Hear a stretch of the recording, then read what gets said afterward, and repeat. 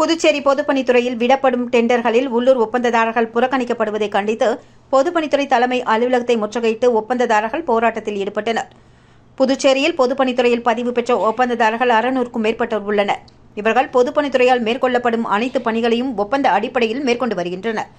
ஆனால் சமீப காலமாக உள்ளூரில் உள்ள ஒப்பந்ததாரர்கள் புறக்கணிக்கப்பட்டு வெளிமாநில ஒப்பந்ததாரர்களுக்கு பணி வழங்கப்படுவதாக குற்றச்சாட்டை கூறி வந்தனர்.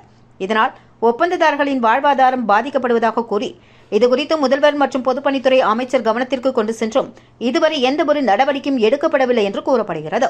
இந்நிலையில் புதுச்சேரி பொதுப்பணித்துறை தலைமை அலுவலகம் முன்பாக ஒன்று திரண்ட ஒப்பந்ததாரர்கள் முற்றுகை போராட்டத்தில் ஈடுபட்டனர்.